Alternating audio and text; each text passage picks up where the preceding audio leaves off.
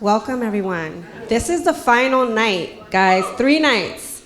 We're going to wrap it up tonight. Let's get a round of applause for our entrepreneurs who are here tonight to present.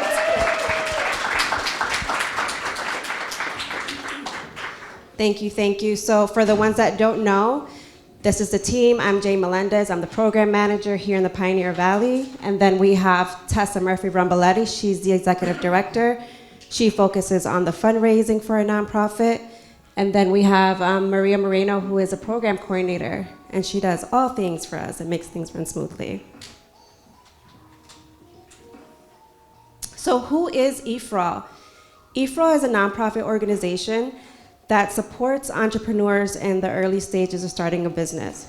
And the way that we do that by providing a Accelerator program. I'm listening to the music. We do that by providing an Accelerator program where we teach entrepreneurs the back end of running a business, as well as providing a mentorship program and also an extended network. And you'll hear about that in the presentations from the entrepreneurs. EforAll has about, I want to say 12 to 13 sites in and out of the state. And we've been here in the Valley for about 7 years now. I think 8. But it's a great nonprofit. It works, you know? So here are some of the numbers, and this is just in 2023.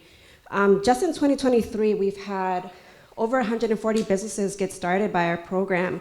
And they've been able to generate over $2.6 million in revenue, again, just in 2023. So that's amazing, guys. It works, right? And then even more, they've been able to provide 193 local jobs. And this is something that EforAll prides itself as well. Like one of our missions as well is to revitalize the community. If we're helping you start businesses in the community, you're adding money to the community as well as providing jobs. And here is some of the numbers. These are the individuals, and this is just for our site. Again, we have about 12 to 13. So just here in the Pioneer Valley, 68% of the businesses that go through our program are women-owned. I had several women businesses in our program. 95% are BIPOC-owned, and then 16% are immigrant-owned businesses. And most importantly, right, 70% of the businesses that go through our program are still active at year 3. EforAll continues to follow up with the entrepreneurs after they go through our program. We survey them, and we're finding out they're still active at year 3, and that's 8% higher than the US average. Again, please, huge round of applause for what EforAll does.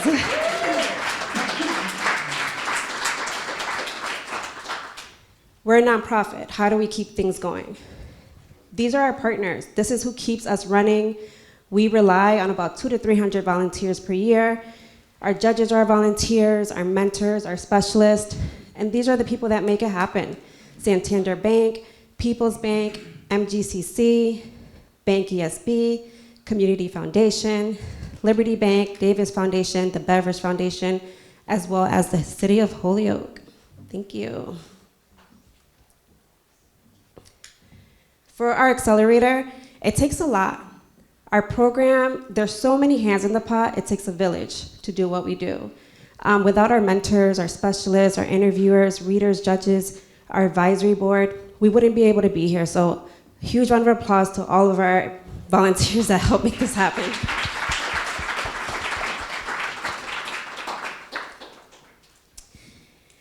And this is the class. These are the 13 businesses out of 63 that applied that got in. And the community chose them. So congratulations, you guys. You guys made it, 12 weeks. This is my biggest class. And I've had maybe classes of 7 to 10. Can I take more? Absolutely. But we're not number driven in our organization. Again, I had 63 applicants. I only usually take up to 15. Never got there, but this is my biggest class. And I never thought, 2 or 3 is not gonna make anything different. But man, it's been work. But they're so amazing and so supportive, so I wasn't alone. There's a lot of leaders in the cohort who have just been pushing each other and just helping each other out, so I'm very grateful for all of that. So why are we here today? We are here because our entrepreneurs have been working very hard the past 12 weeks. They have been basically identifying whether their business is viable and sustainable. They had an idea, they had a business, they came into the Accelerator program, and they found out a lot of things about their business. So we're here to hear all about it. Judges, you are going to learn who they are, what their business is. You're going to learn about the goals that they set for themselves. You're going to learn about who their top customer is, what their value is in their business. You're going to learn about their 18-month work plan, the feasibility and sustainability of their business. Is this going to work? You're going to learn what is it going to take to run this business, as well as what their social impact is, and what do they need right now in order to get to the next phase. So don't do like me, guys. There's an X right here. Please stay right here while you're presenting. You have your mic. You don't have to look at the audience, but if that gives you some support, go ahead, do it. But you have your clicker. Click to the right when you're ready. Let Rose know right there when you're ready. She'll be letting you know when you're at 5 minutes, 1 minute, and 30 seconds, and then stop, okay? Once the entrepreneurs are done presenting, we will then have the judges ask questions for 10 minutes, and then there'll be commercial breaks. So I'll have some commercial breaks in between, giving the judges about a minute or two to do your scoring and feedback, okay? Sometimes I go fast, and it's really not a minute. I'm gonna go ahead and have the judges quickly introduce themselves. We can start at the end with Colin. Test the mic. Hi, my name is Colin Bunch. I work with VentureWell based out of Hadley. We serve nationally deep tech founders, so hard science, hardware type stuff, early funding, and acted as a mentor for some of the earlier phases. Thank you.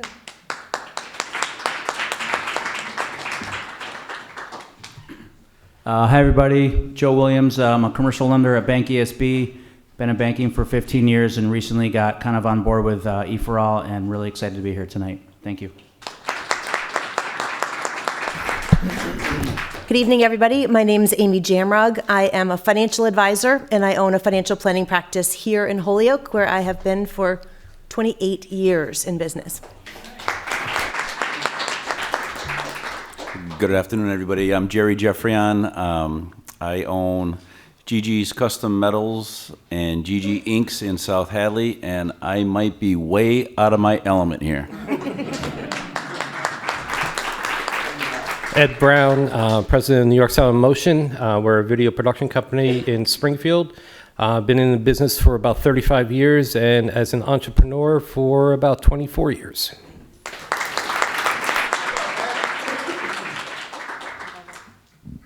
We've had some amazing judges these past few nights, right? I love it. You guys are amazing.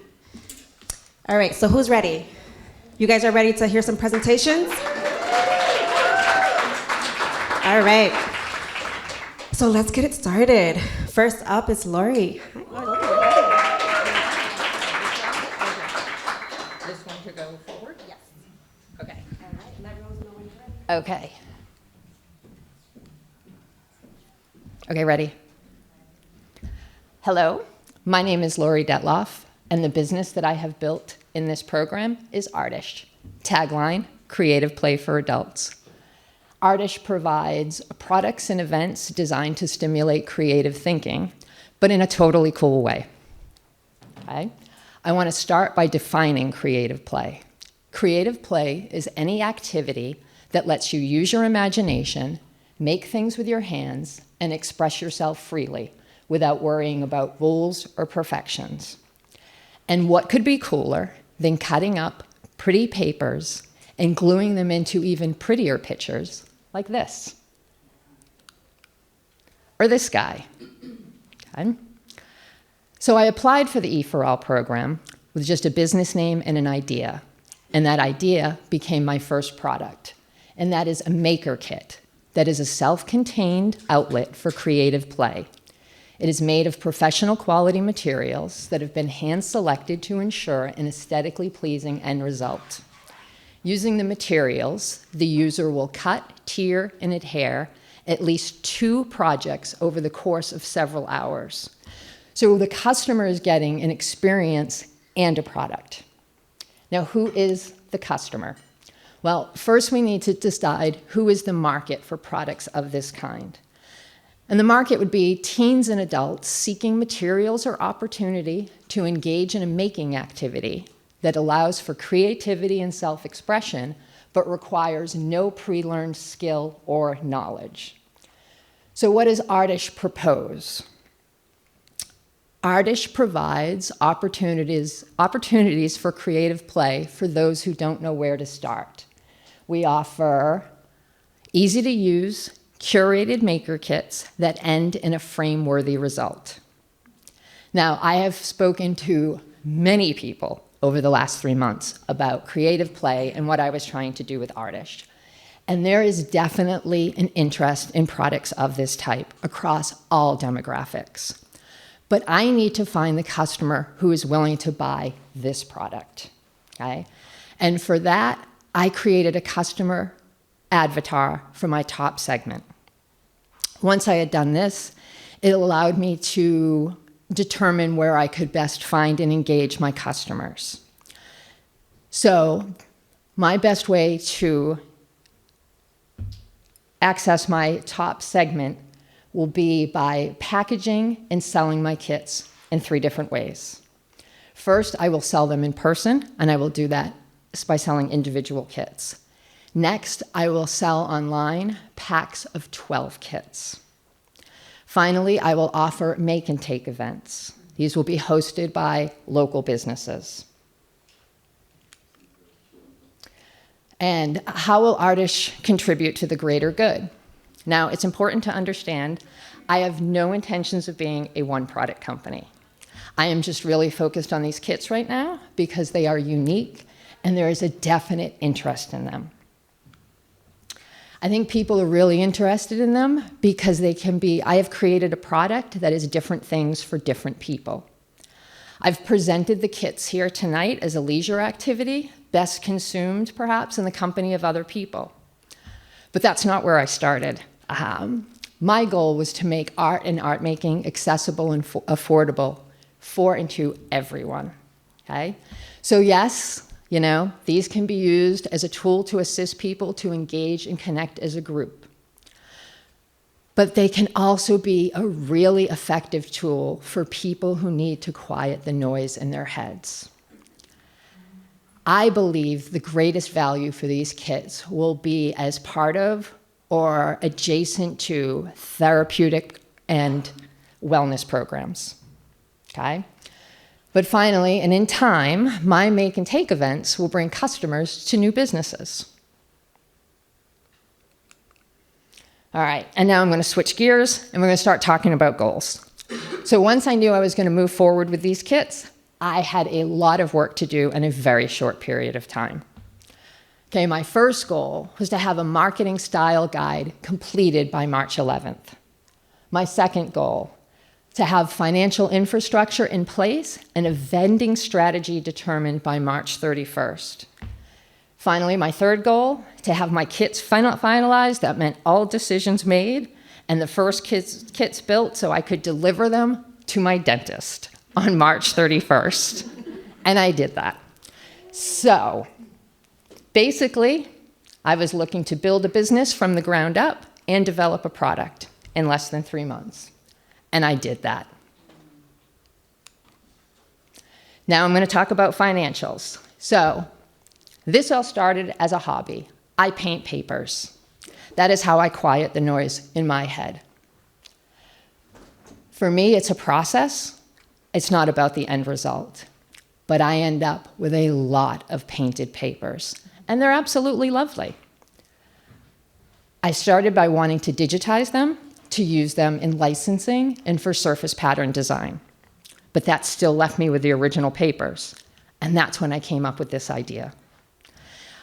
This is completely able to be run as a home-based business. I will be living and working in a 21 square foot loft in Eastworks in East Hampton. I do not anticipate ever needing more space or finding a more suitable location. This contributes significantly to very low fixed costs for this business, and I intend to start keeping my costs as low as I can. So that starts at $436 a month. Those numbers go up starting in August when I expect to hit my break-even point, when my fixed costs will increase to $719 a month, when I start paying for printing and marketing and a few subscriptions. My startup costs have been very low as well. Initially, I did buy a lot of paints and papers to test. I bought a lot of tools, and to date, I've spent $1,200. I do still need vending setups, indoors and out. I anticipate those, I've priced them out, costing another $1,800. Makes my startup $3,000. Finally, my variable costs are low as well. These kits are made at a cost of $5 a piece. That is $2 for the cost of my materials and $3 for labor. So, I intend or plan to break even in my second quarter of sales. By my sixth quarter of sales, I will have a net income of $10,000 a quarter. So, is it feasible? I think so. And is it sustainable? I think so. All right, this brings me to the 18-month work plan. So, where do I want to be July 1st, 2026? This is where I'd like to be. Artish will be positioned to sell 4,000 small kits through various distribution channels in the following 4 quarters. Secondary income streams, passive and active, will also be in place. Now, clearly, I have made a lot of assumptions here. So I will need to spend this next quarter testing those assumptions. Okay, so what assumptions have I made? First, that I have priced these kits appropriately at $28 a piece retail. Second, that there is a market for 4,000 kits in 1 year. And finally, that I have access to these markets. I will, again, spend my second quarter testing these assumptions, as well as April 14th, I will launch as a business. I've not actually gone live yet. That's April 14th. And though I've deposited and signed, I don't get the keys to Eastworks until April 24th. So at some point in May, I will be moving. But once I have done my testing and my tweaking, I will then spend the next 4 quarters building my market, expanding my reach, digitizing my papers, and seeking passive income streams. Okay? Which brings me to my big picture. Where am I going to be in 3 to 5 years? In 3 years, I will have created a market for a large kit subscription. I will be selling small kits in packs and bulk only. I will also have an assortment of workshops and events on offer. But again, I want to be ready to focus on accessibility and removing barriers. So in year 3, I will be working to procure or build a mobile art studio that will be fully functional by year 4. And finally, the ask. All right, money is great, but I have a bigger need. I am also going to ask for money. But first, I have already established that I have no reach. I need introductions and a foot in the door. I am especially interested in making these make and takes happen. For that, I need businesses who are willing to host me and post the event to their social media. So think about breweries, dispensaries, bars, pubs, cafes, bookstores, who'll ever have me. I'd also like to do study groups for college students. For this, I need to get in with student life departments and parent groups. So anybody, judges, audience, anyone who can hear me, I need those introductions. I need that way in. Okay, now money. Again, I need to be where my customers are. We're coming into outdoor festival and market season. I need an outdoor setup. I have discussed this with my mentors at length. I have a premium product and a customer base with high expectations. I need more than a bare minimum setup. I am asking for $1,400 for my outdoor vending setup. This would include, I have requirements that are required by a lot of these places, a 10 by 10 tent that has to be weighted down. I need tables. I also need signs, tablecloths, lights. I need a cart to move this stuff. I am a one-person business, and this is going to get to be a lot of work. Okay. Questions?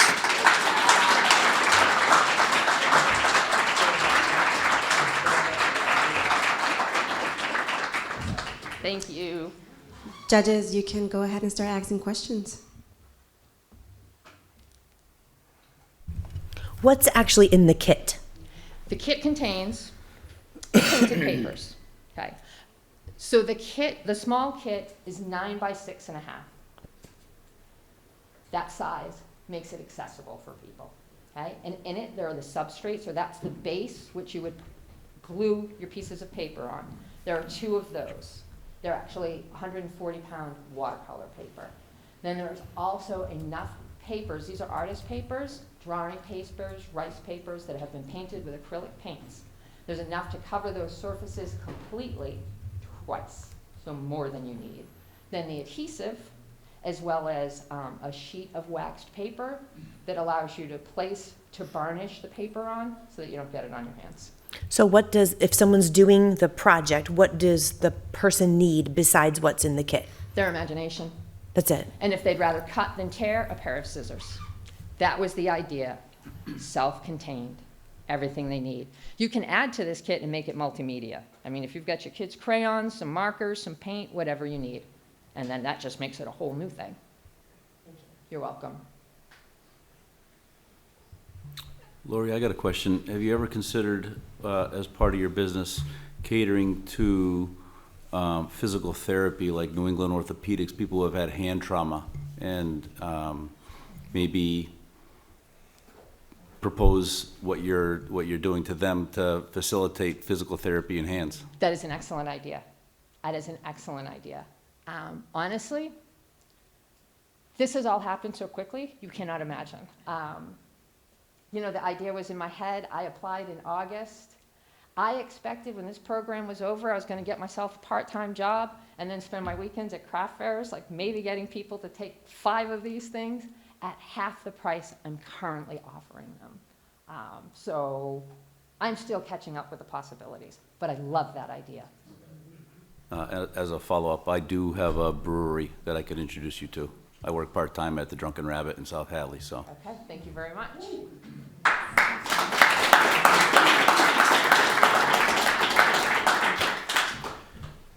Hey, Lori, great job. Thank you. Question around like the logistics of getting your product out and putting it all together. Okay. Will that be all you? Do you plan on sourcing all the materials yourself, putting them all together, you know, at the Eastworks buildings, and then how will you get them out, especially like in a bulk capacity if you sell, you know, 100 kits? It'll be all me, all the time. So I will create these kits as a batch process. I make 100 every 15 hours. Or I can make 100 every 15 hours. So selling them in bulk, that's a lot of the research I will be doing in this first quarter.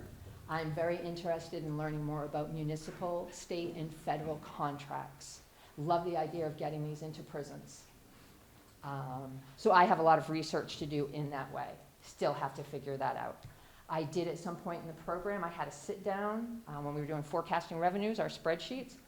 I lucked out and got teamed up with somebody from the Small Business Association who I didn't even know like this was an option. So yeah, we'll definitely be moving forward on all that. I have a lot of research to do still. Okay, thank you. You're welcome. It seems like this is kind of your baby, right?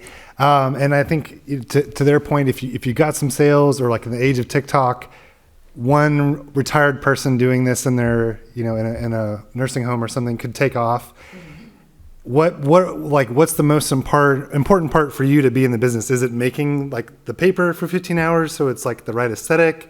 You know, like if it goes well, it can't be just you. So what parts are you going to stick to, and what? I will so let somebody else assemble the boxes and put the stuff in it, but that is the part I am not looking forward to. But my goals when I applied for this program this is what I put in my app. I was looking to structure a future that made use of my strengths, acknowledged my weaknesses, and made a place for me in the community. I'm looking for somewhere to go and something to do. And that's the most important part to me. I'm going to keep painting the papers no matter what. I have to. Does any of this, you said the teens through adults, correct? So not children, in elementary school or anything else like that? Well, they could certainly use it. The thing is, kids don't need the push for creative play. They already know how to do it. You can give kids, a gum wrapper and a crayon, and they are thrilled. Adults are a lot harder. I mean, I don't know, because nobody's going to admit it, but how many people when I started were like, oh. Right? And that is why the make and takes. I need to be in a room with people. I need them to experience this. Has there been any thought about liability in the sense of the type of chemicals or that goes into the paints? Absolutely. Okay. That's funny. I just arranged all my insurance today. But for me, so the paints are already dry when people get them, and they are acrylic paints. So that's part of teens and adults. But after I launch, I will meet with an attorney to see what I need to have in writing. The other thing is, I am so thrilled with the adhesive I ended up using. It's not an adhesive I use at all, but talking to people, watching people, it is Elmer's school glue, completely non-toxic. I lucked out with the adhesive. It's the best to use. Lori, for your make and take, it's an event, right? You Correct. picture, I picture paint sip kind of events. Just a lot like a paint and sip.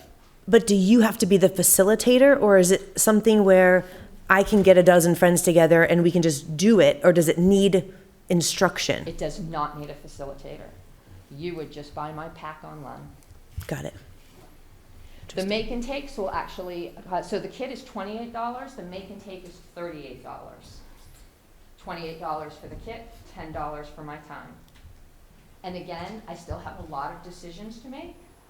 It was said, I think during our orientation, and a lot in the last few weeks. Maybe it wasn't said a lot, maybe I was just hearing it. And that's that you have to ask yourself and think about whether you are the right person to run your business or if you're the person to be the face of your business. I'm not sure I am. I will figure that out. I might just make my papers. We'll see. And how do you imagine scaling this? Like, I'm looking at your 18-month plan to have 4,000 kits, at 115 hours. I mean, this is like 24/7 you assembling kits. Yeah. How do you scale? That includes assembling kits, 15 hours for 100 kits. So I would not want to make more than 200 kits a week. So my goal is 4, but I could do 8,000. I want to do other things. Sure. And so I just built a business and developed a product in 3 months. I'm not worried about it. Got it. Could you speak to you had a quote on there? I don't know if that was yours, like quiets your mind or Yes. something. I'm curious about the validation you've got. If you could speak more about getting into the dentist. Did they agree to that? Did they buy them? Oh, to the debt. So this all started a few years ago. So I started painting papers 3 years ago. I was living in Central Maine. I was talking to my dentist about what I was doing. And she said, she was so wistful, and she said, someday I dream about practicing dentistry 4 days a week and making art once a day a week. It broke my heart. I went home and I made her this little kit. I wanted to show her how easy it was. Papers, and I threw in adhesive and a brush so that she could, but I was too embarrassed to give it to her. But I kept thinking about it, and I kept seeing a need for such things. And this just built for 2 years. She had no idea. So I was there sitting in her chair, Central Maine, Monday. She walked in and I said, I want 2 minutes of your time. She's like, okay. I'm like, sit down, this has nothing to do with my teeth. And I explained how she inspired me, and that I just finished this program, and that I wanted her to have my first kits. She cried. And hopefully she will buy them, because she doesn't. team building stuff with her staff. So yeah, I had that in mind at the same time. That was sort of one of my questions. Is this? I could see this being like a B2B. I think it's what kind of you asked, like really focusing there, Yes. or okay. But what I need for that, I think, for me not to be present, I need a video. I think would be the best way to do it. I've not done that yet. I'm thinking of hiring someone for that. We will see. I need it sooner than later. Am I out of time? Yeah. Okay.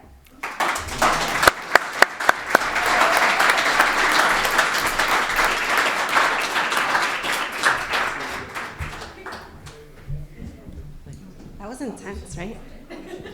Wow. Good job. All right, commercial break. So as you guys heard, the entrepreneurs just wrapped up their 12 weeks, and I have another Accelerator program starting in July. So right now we are accepting applications. We have applications open up until May 8th. Applications will be open until 5 p.m. A lot of times I'll go ahead and extend that until about midnight. So please stay tuned. If you guys follow us on Facebook, you guys will see the updates on the actual countdown when the applications are going to be closing up. But you have more than enough time to apply.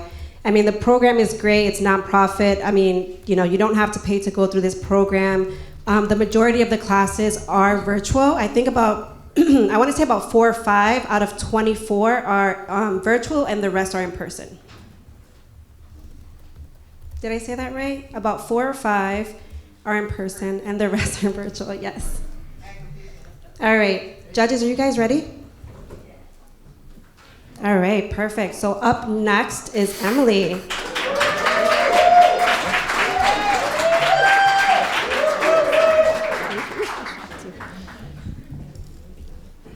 gonna wait for my kid to sit down.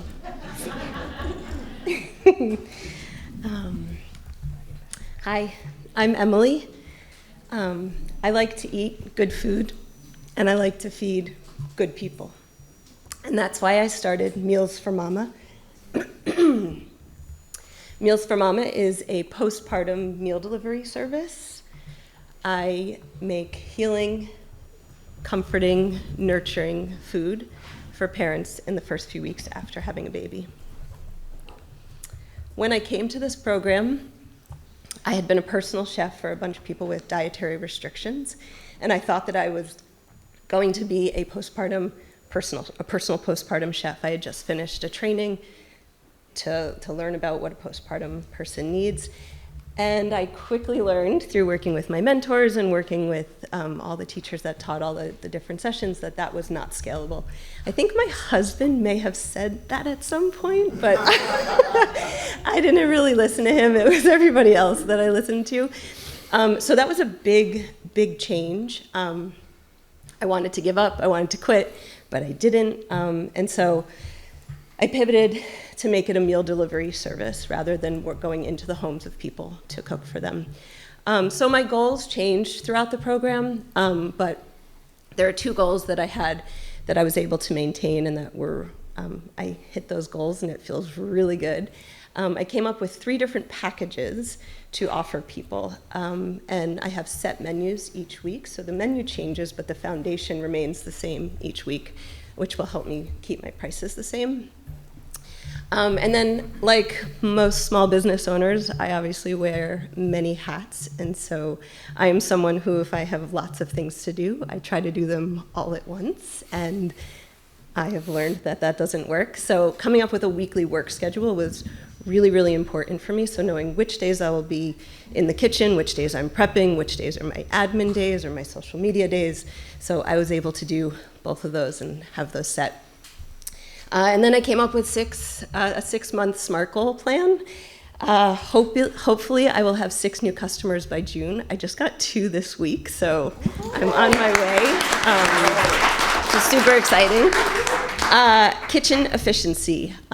Being a chef, you have to be efficient, and so I really want to streamline my prep system and my operations by August, and hopefully I'll have 10.5K in sales by November. So who is my customer? Well, She is so pregnant. And the reason why I say so pregnant is because that actually is true. Someone in their first trimester or their second trimester is not thinking about what they're going to be eating after they have that baby. They are thinking about what their body's going through now. They're thinking about where the baby's going to sleep, or what the baby's going to wear on the way home from the hospital. There are so many things that they're thinking about. And then as they get closer and closer, they're like, oh no, I have to eat. So they are my customer. However, the community around them, their parents, their friends, their neighbors, they're the ones who are also going to purchase from me. I see a huge, huge market for gift giving, adding this to meal trains and just gifts. So the way that I'm going to connect to these pregnant people is through the people that they're seeing often, which are the midwives and the doulas and their yoga teachers, and the rest of those people as well. I have hung up a bunch of these posters on every board that will let me. I carry a little pouch in my backpack, which is super fun. And I've gotten some inquiries from them, which is great. I'm also going to put postcards and flyers in the offices of midwives and doctors and at yoga studios. And I think word of mouth, like so many other things, will be a huge part. On this list here, making little gifts to drop off at hospitals and birth centers, so when somebody has a baby, I think will be a really nice thing that I can give them that with a postcard that says, I don't know, 10% off or something as an incentive. So what I want to guarantee the people who I will cook for is that I will give them a product that is made with the mentality of a service-based approach. So they're not just going to get a bag that's left on their doorstep that's made by someone who doesn't know what's going into it. Everything that is in every item I'm making has a purpose beyond just being delicious. So some of the things in there make it good, but there's nothing in there that isn't good for their body at that point. Also, just a side note, anybody can eat this food. You will not start lactating if you eat this food. It's just, it has things like sweet potatoes and oats and flax and all of that good stuff. So yeah, and primarily it's healing, comforting food that's easy to digest. So 18 months from now, according to my math, I will have generated $108,000 in gross income. After I subtract my expenses, that leaves me at $60,000 for net. Hopefully I will be so busy that I will have to have hired 2 part-time cooks who will put the same love and care into the food that I will, and a part-time delivery driver. That's not my husband. I will have fed 50 postpartum mothers, and I will have provided free meals. Since I'm batch cooking, if I'm making 60 servings of soup, to make 70 is so nominal. And when I started the business and started thinking that I would be a postpartum personal chef, what didn't sit right with me is that I didn't want to cook just for people who have the money to pay me to do that. So this is a huge part, and I know this is not the income part, but this is my mission part, that I want to feed people who can't afford to feed themselves. I have connections through the Survival Center in Northampton. I worked at the farm that's adjacent to it. I know a bunch of the Bay State midwives. Their clients absolutely need healthy foods. And Empty Arms Bereavement is a beautiful organization that serves people who are suffering from pregnancy loss, which is a completely forgotten group of people. So their bodies were just pregnant, they need food too. 2030, I might be back at EforAll because I have an idea that's much bigger than this one. Hopefully Meals for Mama is so big that I need my own production kitchen. And if I'm building that out in the back, as a back of the house, in the front of the house, I have dreams of making an income-producing space that's a play cafe where kids are not just allowed to be there, but kids are welcome there. So you can go and have a cup of coffee with your friend or work and keep a peripheral eye on your kid as they run around, and then you leave. And hopefully you come up and bring some food with you home for dinner, and you don't have to clean up after your kid. Okay, so the money part was really a huge blow, because my initial plan was I go into someone's house, they pay for the groceries, and they just pay me my labor costs, or like a daily rate. But now I need a kitchen. I need to fill a pantry with all of the ingredients rather than using the ingredients that somebody has in their home. I need packaging, which I just purchased, and it just shipped today. Hopefully it'll get here by Tuesday or Monday. And so when I figured out the numbers, my monthly costs are quite high. So I need to make a lot of food so that I can bring in a lot of money. I need to rent a new kitchen. Hopefully I will be in this new kitchen by July. I really want to set some wholesale accounts so that it lowers my cost for the spices and the oils and all of the pantry items. And then I want to hire those 2 cooks and a driver. In order to make all that happen, I got to get these ducks in a row. And streamline that prep process is huge. Setting up those wholesale accounts. I'm going to be uploading menus onto my website and social media. So weekly, that's going to take some maintenance. Scheduled to happen on Thursdays, by the way. And then I just need storage for dry goods and packaging. Okay, so the social impact part. So as I said before, this has been a huge part of what I have, has been part of what I've wanted to do from the get-go. And I don't feel like I can run this business without it, because it's not fair for not everybody to be fed. And I just want to say that what I learned through this is I'm a real introvert. I love being in the kitchen by myself. And it takes a lot to get me out. And so in order to make an impact, I learned that I have to be social. So I wouldn't be here if I didn't go to a networking event at the Sphere, thank you, Megan, where I met someone who told me about EforAll. So right now, I'm paying $100 a day to work in an old church kitchen where they literally have like 800 tongs and nothing else. Like every drawer I open is like a tong drawer.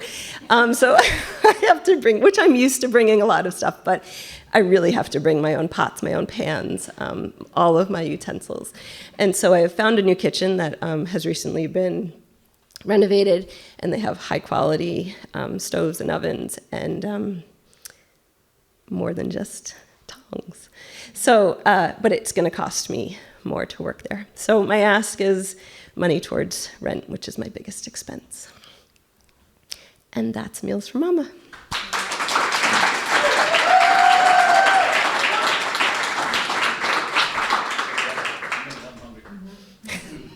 I didn't bring any food, sorry. You gotta be pregnant, unless you're pregnant. Emily, I guess I just got one question for you. Your future for a commercial kitchen, what type of, how did you come up with the numbers for your monthly rent and your bills, your gas? I saw some numbers for $80 a month for gas and a kitchen $1,200. Where did you come up with those numbers? So the kitchen is actually based on the rent that or the rent for the nicer kitchen. So it's $300 per week, and I get 2 days for that amount. So that's an actual number that I will be paying. The gas, someone in the industry told me that that's what I should expect to pay, so that was actually a guesstimate. But the insurance numbers, everything else that's in there are actual numbers that I'm already paying. Does that make sense? Yeah. Okay. When someone orders food, is it like a la carte? Is it a whole package? Is it dinner, dessert? I mean, what do you offer? What is it? So there's a couple different options. There's a la carte. Every week there will be a soup, there will be a stew, there will be either a frittata or a healthy muffin. There will be meatballs that come with a dip, so it's an easy one-hand the thing to eat with one hand. There will be a rice pudding or a congee or a chia pudding, which is something that's really helpful. It's a good snack for people to have. And then there's also energy balls and lactation cookies. So you can order everything a la carte, or you can pick one of 3 packages that are set at 3 different price levels, and you get a small savings. So. And what are the price levels? The first package is $110, and with that one you get all of the snacks. The second one is $150, and with that one you get snacks and some of the meatballs and some frittatas, and then the last one is 2 of everything, so you get like a lot of food, and everything has multiple servings in it. So like the soups come with 3 servings or 4 servings depending on how much. And do you anticipate, like, someone buys this as a gift one time, you get it 1 week, that's it? Or do you see someone doing this for 8 weeks in a row? So that's the ideal. Right now, so when I first started, I wanted people to sign up for between 6 and 8 weeks. Ideally, that's called the 4th trimester. That's the amount of time that a woman's body needs to recoup and come back to that she should really be taking care of herself. So I wanted to do that. It feels like a huge commitment to do that at this point, but my hope is that starting in May, I will do that. So I'm having a soft launch for the month of April. So every Monday in April I'm cooking, and I'm just letting people do a la carte or the packages to kind of get a feel for what people want. They can do it each week. I have a couple people who are interested in doing it each week, but they haven't signed to say, we're doing this for 4 weeks. But my hope is that there will be a package that says, if you do this for 4 weeks or 6 weeks or 8 weeks, it will be X amount of dollars. And it'll be a savings for them, but a commitment for me. Great. Thank you. Yeah. I got a question about families, or a larger family that has multiple kids and a husband or significant others in the room and everything. You've made a meal for mama. What about everybody else? Who cares about anybody else? Well, she's going to think of she's going to think of them first. Absolutely, absolutely. So that's a great question. And what I'm hoping to do is give people. I mean, the food can be eaten by anybody, so they can order as much as they'd like. In time, I would like to expand it so that I can give people the elements that they need. So if I'm making sweet potato fritters for mom, I can cut up sweet potato and just make sweet potatoes for the kids, so that I can offer these different options. That's how we eat in our house. We'll have a baked potato bar where we put everything on our baked potatoes and the kids put fewer things on. So I want to, in time, give options for the whole family. But I need to start with just mom right now. Hey, great job. Thank you. Just question around like the financial aspect of things, since it sounds like you're getting ready to get going soon.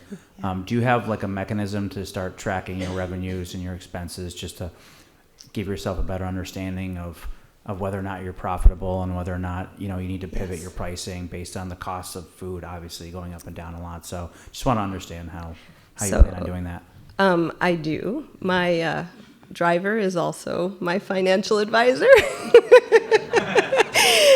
So he's setting me up with QuickBooks. My husband runs his own business and has found QuickBooks to be really, really helpful. And so I ran a business, a photography business for 15 years, and I didn't use QuickBooks. I used dedicated software to that photography business, which I really wish would work for this, but it won't. So I have to learn a whole new system, but he's great and he's free. It's perfect. And just to follow up on the pricing aspect of things, would you intend to offer kind of like a discount if someone were to go a 6 or 8 week plan, or if they were to order in bulk, say they wanted 2 or 4 of everything, right, instead of the 2 of everything? Yes, I think so definitely with the multi-week package. If they're ordering a la carte, I'm not going to give a discount. Yeah, no. But if they're all of the 3 packages that I've designed have nominal discounts that get larger as the package goes higher. And if they're doing a 4-week plan or 6-week plan or an 8-week plan, absolutely they will get a huge savings and extra cookies. Yeah. Probably, so. Great. Thanks. Yeah. I'm curious, could you speak to how you got the 2 sales? And then I could totally see like you going out and selling this, like you're very, you say you're not outgoing, but I think you're like very personable. Have you been able to like, land a sale based on like just the value prop of like, hey, nourishing food for moms, or like you said, through the flyers? I don't know if you could speak to that. Yeah. So I have had a couple people who have said, I saw your flyer at Shelburne Coffee. I just had a baby. I need handheld snacks, or I need this. So I didn't land that one. I'm still waiting to hear from her. But the person that I'm cooking for 3 people on Monday. One of them, this was the best. I just showed Will, my mentor, this email, but he Googled best postpartum food in Northampton, and I came up. I don't know how, because I have not set up the SEO on my site, but the truth is that there's nobody else doing this around here, and when I was looking into food businesses that would suit my interests, it's not being done, so it makes sense that I'm the only one and the best one. And so he Googled that, and I came up, and he contacted me, and they're one of the families that I'm going to be cooking for on Monday. So people are seeing these posters. I think it doesn't exist elsewhere, this like flyer phenomenon. Like it really has been making a difference. So we'll see. Yeah, and I've yet to put postcards in doctors' offices and stuff, but I'm hoping that will be super helpful. Is this only local, or do you have a vision where you can ship, frozen, ship out of the area? Yeah. So actually, I neglected to include that. That was part of my presentation that I forgot. But that's my competition. There are a bunch of companies that do that are all over the country, that ship all over the country, and they ship frozen. So I'm trying to set myself apart from them and really focus on local. If somebody around here wants to get that, they can easily get that. And the food might be just as good. I actually worked for one of those companies when they were in their very early starts. But no, I'm not planning on doing that. As of now, who knows? Have you got any asks for like other recovery, surgery, cancer? Some of the things are similar. Yes. Is that like, are you going to take those, or are you going to turn people away? Sure. I think. Yeah. So I have you can cooked hit for a a tipping couple of point those pretty people. fast. Yes. I have gotten a couple of those inquiries. Someone was like, oh, I saw your poster for postpartum cooking, and I imagine that my mom, who just broke her arm and is in a wheelchair and likes to eat healthy, wants to eat that.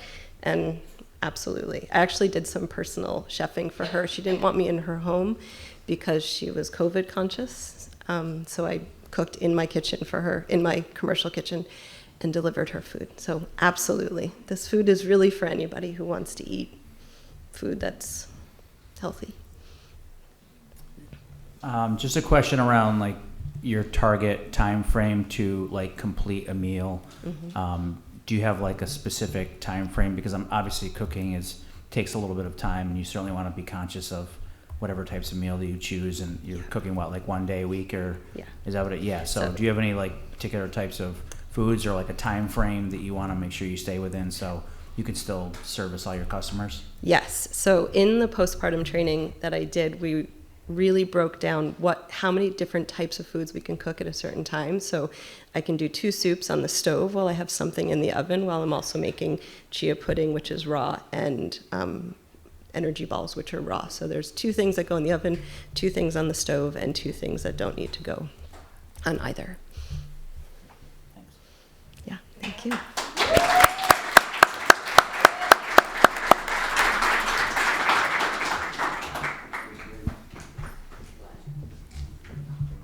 So impressive. I've been watching these entrepreneurs the past 3 nights, and I'm like, who are they? All right. So if anyone has any questions, we have some people that are streaming in live as well. You guys can contact me directly if you have any questions about the Accelerator, not just going through the program, but we also offer a pitch contest. There's volunteer opportunities. There's, you can possibly even be interested in judging or being a part of the interview, an interviewer, readers, even a specialist. I don't teach business. I bring in people that specialize in the topics that we teach to teach our classes. So you can contact me. That's my contact right there. Or you can reach out to us at EforAll.org. Up next is Dave. Come on, Dave.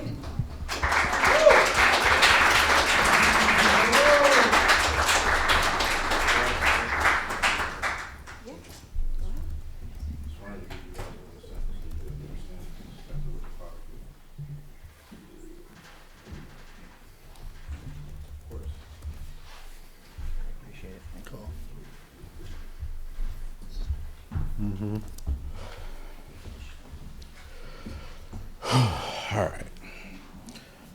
My name is Dave Brown. I am the owner of MetaMats. We are a company that creates full color cloth playmats for the trading card, for all trading card games such as Pokemon, Yu-Gi-Oh, Magic, and whatnot. We've been in business for 7 years. Who am I?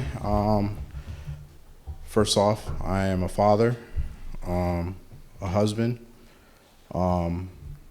a son, an innovator, and I am MetaMats, essentially. The reason why I started this brand was when 7 years ago I used to play card games very heavily, and there was no product like mine. There was something similar, like the playmats like I've given you, but they were like mouse pad mats, and I essentially wanted to create something to benefit my community because there was nothing like that available. This kind of goes into what MetaMats is. We are a company that's dedicated to enchanting the trading card space and offering the best quality premium playmats. You might ask what a playmat is. Pretty much these people play with cards, obviously, and the cards are expensive, very expensive. You don't want to put them on a table that's sticky, damage your investment. So this is the product that I have. I solve that. Also, providing an outlet for people to express their creativity and their individualism through my product. So goals. I'm not gonna lie to you. I really did not want to do the financial revenue projections. I'm not good with numbers, and you can ask my mentors, we struggle. But that was one of the goals, one of the main goals that I wanted to accomplish throughout this whole program, and we got it done. And a goal that I'm working on right now that we have coming up is I'm working with the world famous cartoonist. Yeah, he's over there cringing a little bit, but we got a project that me and him are working on together, and I think it's going to be really beneficial for both of our brands. So I'm really excited about that. So you might ask, what market am I in? Obviously, the trading card game space. And we offer, like I said earlier, premium quality, exclusivity, customization, and a deep sense of community connection. I initially started this business because I wanted to connect. I wanted to create something for the community that wasn't available. And through my services and my product, I really feel like we've been able to obtain that. Our customers are people who play trading card games such as Yu-Gi-Oh, Magic, Lorcana, Pokemon, all that stuff. And we have two main customer segments that we sell to.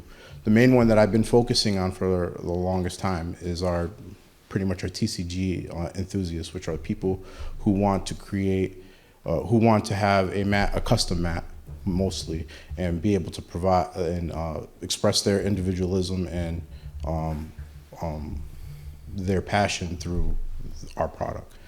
But actually, doing research through the revenue projection sheet, I kind of realized that there are actually a lot more people who purchase illustrated mats. We provide custom play mats and also mats that are pre-designed and illustrated, so that if you don't want to go through the hassle of having someone create designs for you.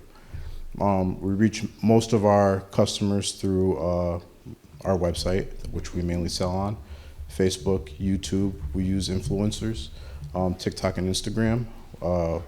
We've worked in the past with tournament organizers and either sponsored or provided product for events. We also work with retail partnerships. We have retail partnerships where we work with retail stores and they either order custom products for their store to promote their brand or our products. We do collaborations, as I said, with the world famous Artish and many other artists, and we use email marketing such as newsletters and whatnot. So for our 18-month work plan, in this first quarter, which was the EforAll program, I mainly wanted to really try to focus on understanding my revenue streams, in a sense. It's kind of crazy, but I've been in business for 7 years, and I never really understood this stuff. So coming to a deep sense of understanding so I could figure out what the actual plan is was mainly my focus for this first quarter. For our next quarter that we have coming up, one of the main things that I want to implement is a new sales strategy. I've been selling mainly to just people who want custom play mats. That was kind of what I built my brand on. And I kind of realized going through the revenue projection sheets, like I said, there was a lot more people who want illustrated mats. So I want to try to divert some of the attention and try to capitalize and focus on the exclusivity and limited products, because in our space, in my trading card game space, that's what hails as king right now. Everybody sells products in limited quantities, and they create FOMO, fear buying, or fear missing out. Because my products are always available, people are always, they have, I don't want to say buyer's remorse, but they want to buy they want to buy it, they leave it in the cart, and they're like, oh, I can get this later, So I want to try to implement a new strategy and divert a lot of attention and resources towards that, and also updating our website, which I've been steadily working on. For our quarter three, I really want to also focus on building our brand and our community. Community is very important. So I want everybody to know that we stand by them and we're listening to them and are open to trying new things and trying to cater to their needs. So I want to create a Discord server so that these people can directly communicate with us and we can directly communicate with them. Also, I want to start trying to sell other accessories. We mainly sell play mats, but one of the, we have in the past sold other accessories such as dice and whatnot, and I want to try to focus on moving into different spaces as well. In quarter four, I plan on trying to hire more staff and purchase new equipment so I can increase my productivity and keep up with demand, because at this point, I believe that we're going to be at a steady incline, and I'm going to need those. And then for quarter 5 and 6, once we've focused on building the brand, I really want to focus on trying to acquire more wholesale and focus on the wholesale and distribution aspect of the business. The dreaded revenue sheet. So I have mainly 6 products, but the key ones that I want to really more or less focus on are our 2-player custom mat, our 2-player custom stitch mat, and our 2-player illustrated mats. Those are the ones that we sell most of. I have some projections here as to how we're going to steadily incline and increase. And you might see here that, you know, there's a steady incline and then almost a flat line. The only reason for that is we're going to be trying to focus and redirect the attention to wholesale, because the pricing is all over the place. It's kind of hard to indicate and pinpoint what the price is, since the prices go all over the place depending on that. So my long-term goal, one thing that I've noticed is in this space, nobody creates these products in the United States. One of the biggest selling points for MetaMats, we are one of maybe 2 or 3 people who create these products in the United States. Me being the first, actually. So I was the first company to start doing this, and there were a lot of other companies that came into place and started to try to sell products like us, but they either go through me, my competitor, or they go overseas. I want to create a eventually try to be the first manufacturer that is able to create and process all kinds of TCG accessories in 3 to 5 years. My feasibility and sustainability, as far as that goes, the way we're going to be sustainable is by focusing on our brand message, and our brand awareness. I think upon building that, that's how we're going to get to where we have to go. Like I said in the past, building community. Community is very important, especially in these kind of groups and spaces that I travel. Purchasing more equipment so that we can keep up with demand. Collaborating with world famous cartoonists, hiring more employees when we get to that point and when we need to keep up with demand, and always the main focus is focusing on the customer experience and making sure that the experience, whether they buy a custom play mat or a illustrated mat, is always in mind. My social impact. I'm doing this because I love the trading card game space. I've been in it since I was a kid, literally. And the fact that I'm able to provide a service to the people that I play with is amazing to me. That's why I'm here. Oops, sorry. That's the reason why I've been here and why I am here. I love what I do. I love my job. I love the fact that I can help people get what they want and express themselves, because at the time when I created this business, I wasn't able to express myself. I went to companies and asked them if they could create this product for me, and they said no. So I wanted to create an experience and a product for others that I wanted, essentially, and I wanted to make sure that they were able to have that as well.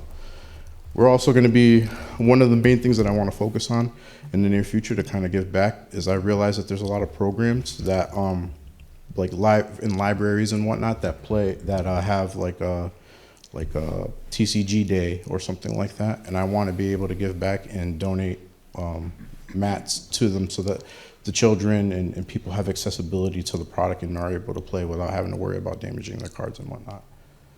So my ask. Enable to scale and improve, and able to move a lot quicker than I would like. I would like to ask for $2,255 for a large format heat press. I have one already, but if I were able to have two, it would literally increase my productivity and lower production time, since we literally have to press each mat and it takes a minute to a minute and a half per press. So if I'm able to get another one of these things in here, I can pump these things out so much quicker, and I can meet my goals sooner. So I would just like to thank the EforAll program, our cohorts, everybody. We all helped each other and got here that way, and you guys for taking the time to listen. Jane, obviously, and Tessa and Maria, and more than anything in the world, my mentors. Literally, without them, I wouldn't be here. Like I was hard at it. I'm not gonna lie, but they put up with me and they gave me a lot of tough love. And if it wasn't for them, I wouldn't have came to the conclusions and the assessments that I've come to. So I really want to give special thanks to them. Do you guys have any questions?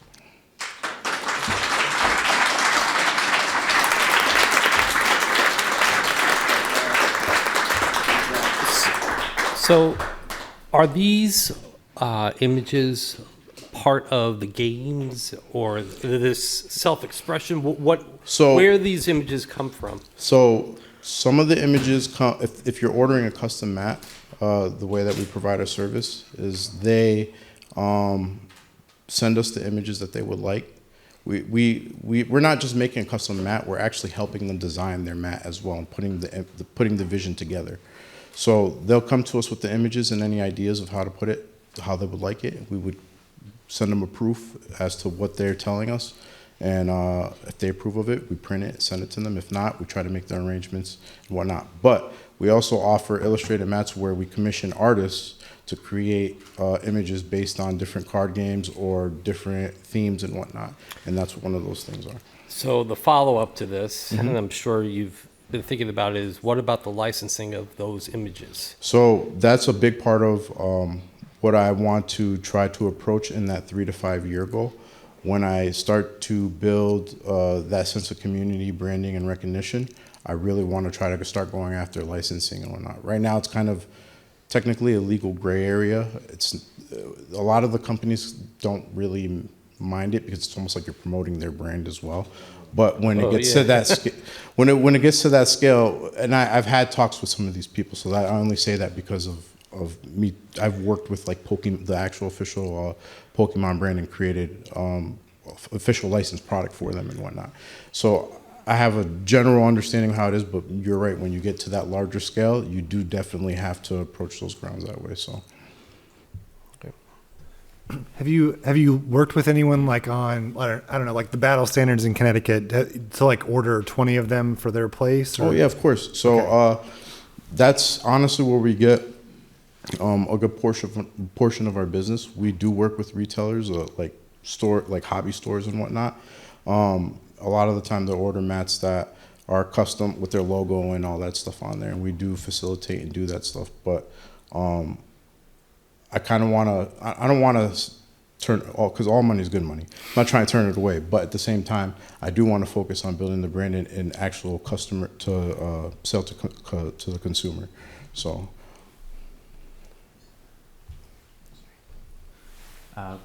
First off, great job, David. Thank you.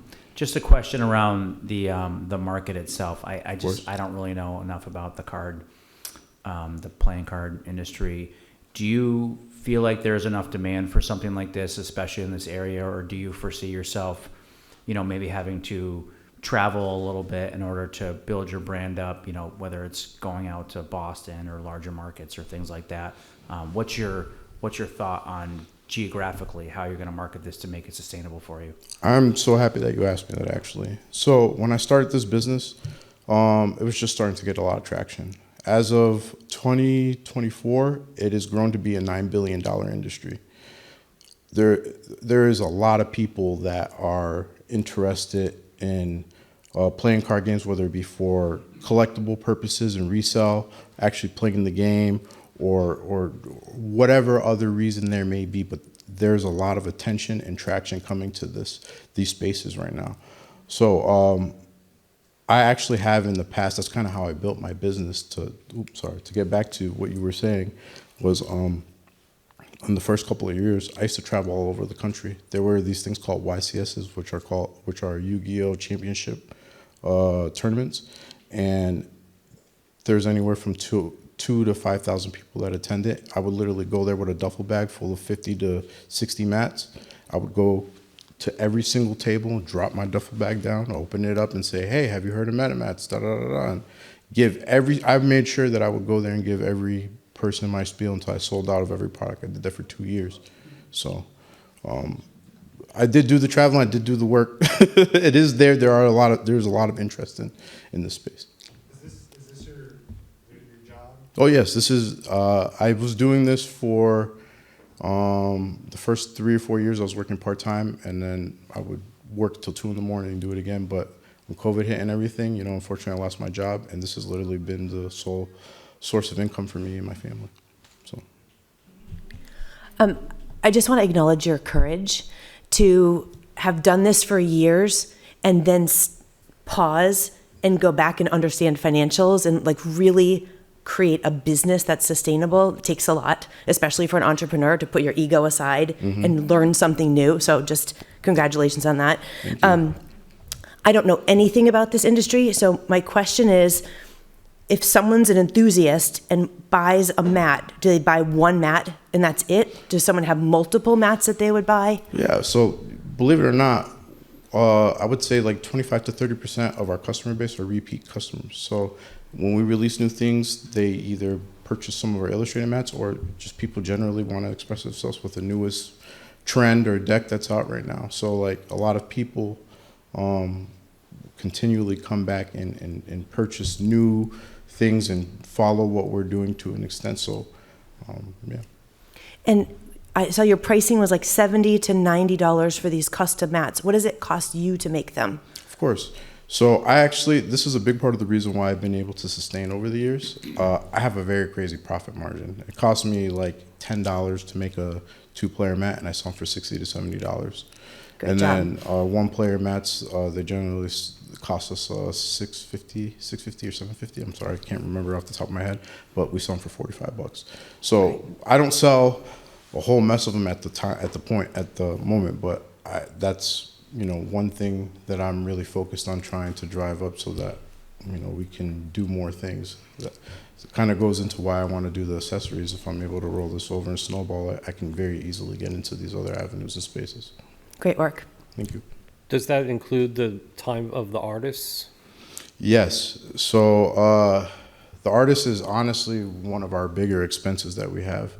One of the main things that I wanted to focus on when I built this brand, in the beginning, I am an artist myself. I created my first and second mat, and then I kind of realized I got a platform here. I can actually utilize this platform and give other people platforms so that they can be known and get their name out there. So I made a decision to start commissioning artists, and I always give credit to them when I post or do anything. You go on our website and purchase any mat. It says the name of the artist, and for the most part, it says the name of the artist. So I've been messing with the website as of lately, so it might not be all up to date at the moment, but for the most part, all the artists gets credit. There's a link to the artist so that if you wanted to commission them yourself and whatnot, you can do that as well to either make a mat for us or for any other purposes. And who owns that art? I do. With an exception, unless there is an artist that I do work with, I've had to sign NDA and paperwork and stuff like that with him to, not NDA, I'm sorry, paperwork with him and whatnot to make sure that he owns the rights to that artwork, and I can only print my mat of it. I can't use it for any other purposes and whatnot like that. But for the most part, when I do purchase the artwork, I do own it. Dave, I'm a printer, so I like what you're doing. That's awesome, man. I've been in the printing space since I was 16 years old, so I know everything from 2-color, 1-color presses to giant printers. That's my life. So speaking of spaces, I don't know if you said this, where are you doing this out of? I have a space in Westfield. It's like an office space with 2 rooms. I got a pretty big space. You got enough room for a second press? Yes. Actually, I want to talk about that a little bit as well. The one thing that I do want to focus on is when I do get to that point where I'm buying more equipment, I do want to move into a bigger space so that I'm able to house that, because I'm on like the 2nd floor, and I don't know if you probably know what a heat press is. I got like a giant one. Those are like 500-600 pounds. I had to carry it up there. I'm not trying to do that again. So, have you considered when you do move into a bigger space? Is that part of your numbers and your growth? Yes, it is. Covering those yes, costs? It is. Yes, it is. Right. Thank you.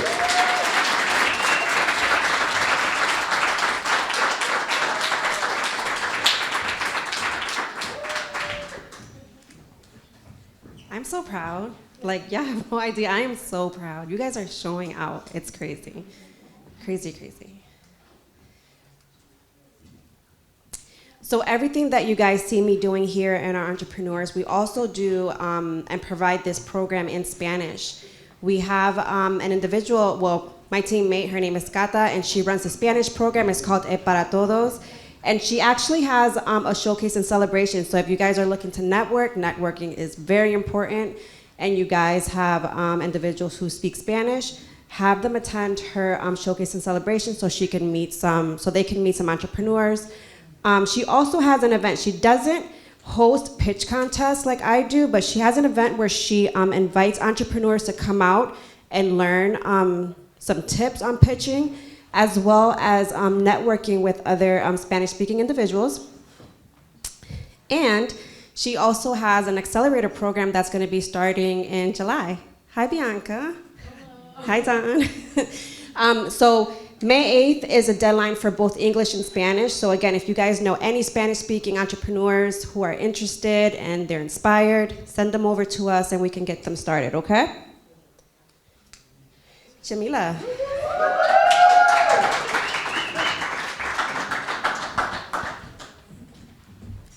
Hi, everyone. Oh my gosh, it's getting worse and worse. I ironically lost my voice yesterday, so please bear with me. And I'm ready, yes. All right, my name is Jamillah Medina Nova, and I am the owner of Element Creative. Right now, you'll see Element Creative Studio on the slide because when I came to EforAll and I applied for the program, I had this idea in mind about Element Creative Studio, a content creation space. And as we know, as entrepreneurs, we grow, we learn, and we pivot. And so I've left that up there for continuity. You'll hear about the studio, and then you'll also hear how I've pivoted over the 12 weeks. So Element Creative Studio is a content creation studio for creators, photographers, videographers, small businesses, and brands to go and create in a space that is aesthetically pleasing. It is decorated professionally and high quality. And everywhere you go, there is a place for you to have a space. These are beautifully AI-generated photos when I first started because I didn't have a space. But lighting is important, open space is important, variety and aesthetic are all important in this. So the studio also would have a beautiful aesthetic. We would use every inch of the room. I want you to think when you turn to the left, you see a living room setup. When you turn to the right, you see an office, a vanity, a kitchen, a bathroom, anything you would need to create content in one space, batch content all in a matter of 4 hours in one day, go home and edit in the comfort of your home. It would also have moving backdrops so that you can utilize that space perfectly. But not only would it be aesthetically pleasing, it would be a space to co-work, to do product photography, podcasting, branding shoots for small businesses, cooking shows, all these things in one spot. With a membership, you can do hours of work at one time, or you can drop in for an hourly rate. I got into content creation about 2 years ago. I have a background in broadcast journalism and marketing, and when my family was struggling financially and my husband could no longer work, I had to kind of pick up the financial structure of the house, and I figured I'd use all of my talents in one space, and I found UGC. UGC is user-generated content, and it's content created by everyday people that is loved by big brands. And this means I'm not chasing followers and influence on social media, but I'm going directly to brands and selling my content to them and making a profit that way. It doesn't really cost me anything. They send me the product, and then they also pay me for that. And it was able to help me in a time where I needed to really step up for my family. I wasn't able to get another full-time job as we had a toddler at home as well, so I need to be wife, mom, caretaker, and take on that financial burden. But it was something that I loved. It let me express myself creatively, and I figured I want to teach other people how to do this as well, because if I can help someone eliminate that burden by using their creativity, we're sparking more entrepreneurs and letting people really help themselves access and tap into letting go of the doom scroll of social media and letting it work for them. So who is the Element customer? Like I said, the Element customer is the content creator, someone who's already establishing their brand or trying to grow it, but they need somewhere that is aesthetically pleasing to shoot their content. They don't know where to go. This is the place for them. It's for the photographers and the videographers. Maybe you have wedding and outdoor photographers who need something to do in the winter. They have a space where they can set up for mini shoots. They can set up for a week and have all their clientele come to one space for them. It's for the small businesses looking to expand on their social media and not have just stock photos on their social media page, but really have organic content that speaks to their community and helps them connect with them and build trust and visibility. And again, it's for the mom looking to make an extra income for her family, but may not have the space and the aesthetic in her home because her toddler's toys are all over the place, like mine, or because they want to protect their privacy of their children.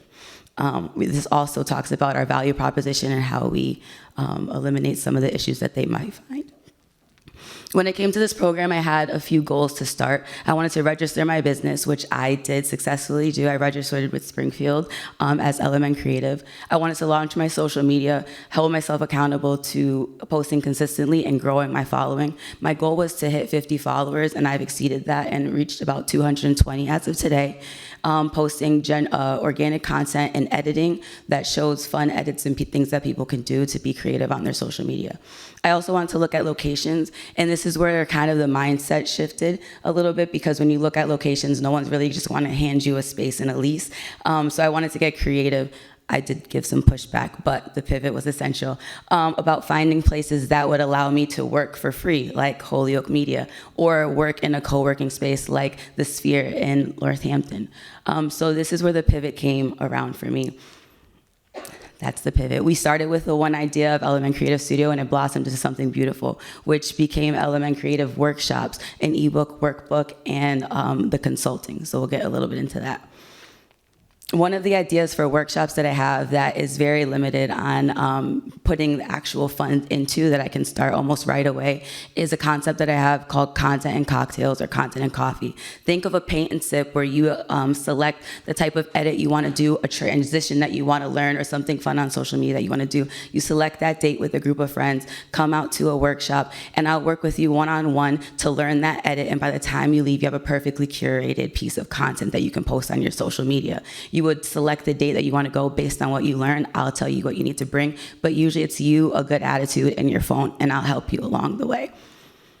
Other things I've learned, let me also mention, this also helps with the B2B kind of thing, because any place that we use for a pop-up will also help them get visibility for either their product, their food, their drinks, or their business in general, and I hope to establish collaborative efforts with them as well. Another thing I've worked on is the UGC ebook workbook, which will also bring in revenue and can sell nationally or anywhere that social media can kind of reach, which is UGC for beginners. I put everything I have into that, so that's a one-time purchase. You learn everything. I am not a gatekeeper. I want people to learn things, but I'm also in the business to make money, so that would also help me create revenue.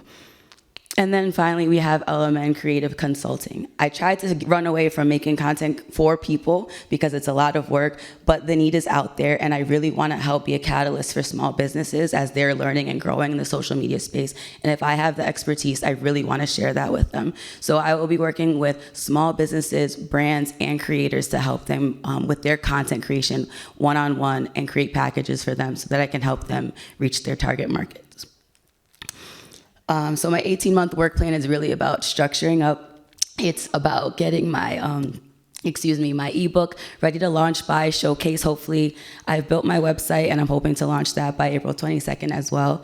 It's about scaling the revenue. It's about getting these workshops up and running, and then possibly looking for my space for the studio, but if I'm not ready, also collaborating with other venues who would allow me to use their space and have pop-up content creation studios. You've got a space, I can fill it with my decor and my furniture at no cost to you, but it brings you the visibility, and it brings people through the doors when you're maybe in a lull for your event space. And then over the next quarters, just strengthening and growing, and hopefully making the Pioneer Valley hub for content creators, bringing in influencers from national locations that they can come here, meet, create, network, and grow our collective. My 3 to 5 year plan is really just to continue growing, to scale with the pricing, work with the small businesses, but also the large businesses, and offer tiered packages so that I could work with everyone and meet them where they're at. I'm really all about access and meeting people where they are and with their needs. And so in this way, I'll be able to scale accordingly with them. I also want to create a creative collection of apparel that will really bring all the creatives together, whether you're an artist, a musician, or a content creator, having an apparel that kind of brings you together, revenue, but also that togetherness. Hi, I'm Jamillah. I do all these things for organizations and operations, but I also save money by doing all of these things, right? Because I get to do my own graphic design, my web design, but I want to be able to scale and streamline. So using booking and scheduling software, and then eventually hiring admin, a second shooter for photography or in-house photography will also help me while I grow.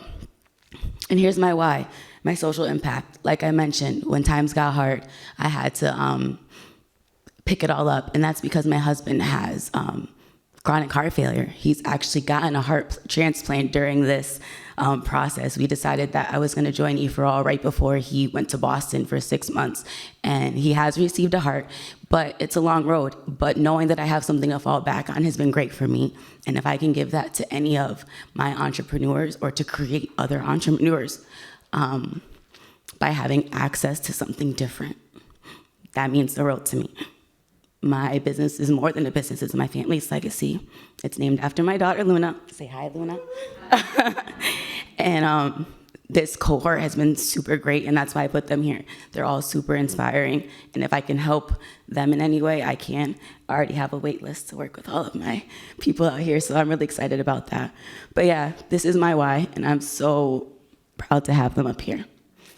So my ask, anybody can have lots of money to start a business to hit the ground running, but I can make a lot of money stretch. So with $5,000, I just want to show you all of the things that I can do. I can have a year's worth of scheduling. I can have a collaboration workspace. I can host 2 workshops. And I can also get new equipment to help promote the business. I can get gadgets and decor to host these pop-up shops, whether they're moving around, and I can work on my printed and digital marketing, as well as get my LLC and get my bookkeeping set up. So let's work together and create something great. Thank you for your time.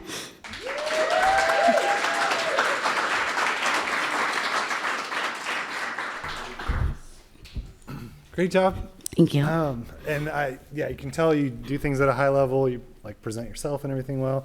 I'm curious, like that last piece, the content and cocktail workshop. You know the cost. What would you make on that? Like if it's booked up for what you could do, or yeah, so I want to start really slow. One of the things I have in there is education for myself on hosting the actual events, but I think that the cost ranges between $65 and $80 a ticket at market value. Anyone doing some type of like paint and sip kind of thing that would include those. I think this is a higher end than that. You know right? what? And I love that thinking. I'd love to sit down with you and talk about numbers. One of the things I came to EforAll was to talk numbers, to crunch numbers, and to learn. And I want to set myself apart. So I am open to that.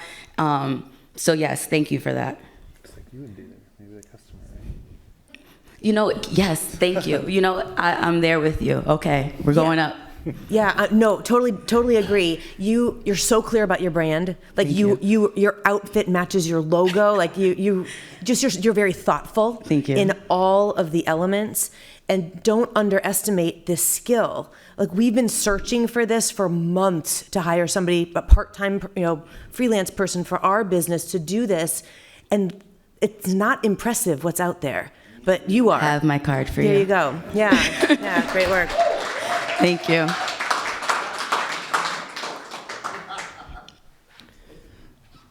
You need to talk to the Ad Club of Western Mass, and I know a few people in the audience that can help you. But working with like minds is the success that you're looking for. The studio thing is going to be an extremely hard thing to do. I've been there, done that. It's a very tough hurdle to get over. But I think doing these pop-ups is probably the answer to that. And being the content creator of today is where it's at. So, thank you. Yeah. Yeah, I think like in general, when you pitch this again, I think just one sentence on like, I started thinking about a space and then I found all this other better stuff, or I don't know. I think you spent a little bit too much time on that. Okay. And then it really turned on once you talked about your pivot. I get why you did, but. I appreciate that. Thank you so much. Great job again. Thank you. I guess my question is around, what you feel like is your biggest threat or your biggest opportunity to make sure that you, have you identified that, and, what's your thoughts on trying to get past that? I mean, for me, I recognize that it could potentially be finding space, because the type of space that you need seems to be very specific, especially if you want to have ideally a kitchen space and like a big open space. Like that's what I recognize anyways. What's your thoughts on that? Yeah, I think time is always going to be my biggest thing, and making sure that I am very strategic about the time where I place it and how I do that. I think with locations for pop-up shops and workshops, I think that'll be easier to find and to navigate, because there are so many brands and businesses that are looking for different ways to bring in revenue and eyes. So I'm really excited about finding those and finding those collaborations. As far as the studio, that will all be based on the money that I can invest into the space, and finding a space that's big enough to hold it, but that won't sink anything that I'm already working with. But I think that with my mentors and working with people who know the business, who have been there and done that, I can get some really great guidance and make really smart decisions. And I think that being able to pace myself and not rushing so quickly into the studio just because it was a great idea and a need that I had will set me up for success. Great. And I'm just can I ask a follow on? Absolutely. Where did I have it? It looks like you have quite a bit of offerings And you certainly, you talked about time a little bit, and you don't want to stretch yourself too thin. Have you thought about focusing on a couple of different offerings to start? And if so, what would they be?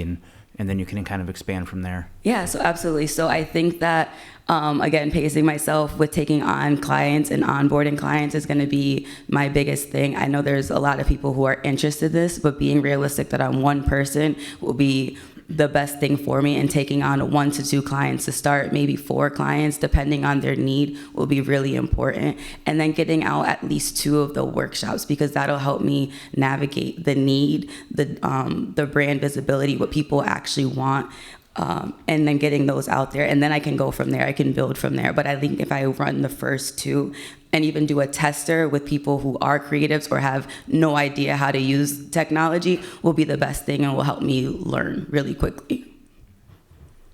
Great, thanks. Thank you.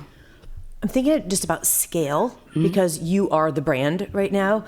Have you thought about, I don't know what the right wording is for this, but basically like a train the trainer, where kind of multi-level. Absolutely. Where you can get a cohort of people who can do what you do, trained by you, to send them out into the community to do this work? Yeah, I absolutely want to give everything I have to people who want to learn it and would love to run with it. So as we grow and as people kind of learn what I can do, and as these workshops pop up, I hope to find people who are just like, I really want to do this full time. I would love to learn under you. And I can take that person under my wing, teach them. They can be an intern, and then eventually someone that I can hire. I would love to scale in the way that I can employ people through content creation, not only of them going out and getting it. I want to be your biggest cheerleader, where I teach you everything, and then it's up to you to make it happen. But if you come back and you want to learn under me and then work with me, that's the biggest compliment.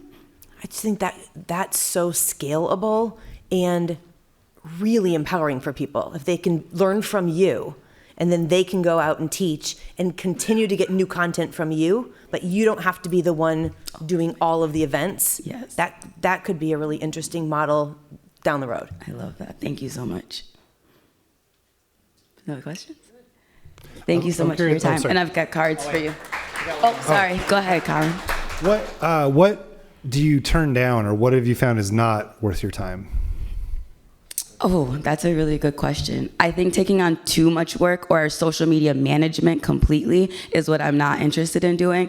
I don't want to have to schedule all of your posts and keep up with your comments and your likes and not right now. It's not feasible for me. What I can help you do is come up with some really great ideas on how to connect with your community, and then give you those tools and help you be able to replicate that.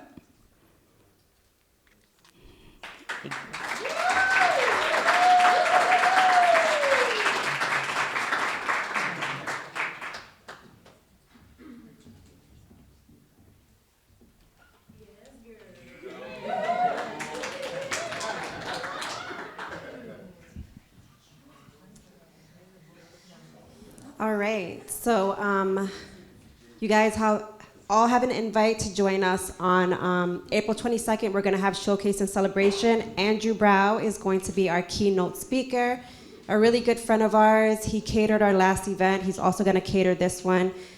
He has a wonderful spread. But most importantly, family, friends, you guys are all invited. It's a family-friendly event. It's a free event to attend. You can register on Eventbrite, but you don't have to, but just come on down, Basketball Hall of Fame, between 6 and 8. And then last but not least, Nicole and Rich, let's wrap this up.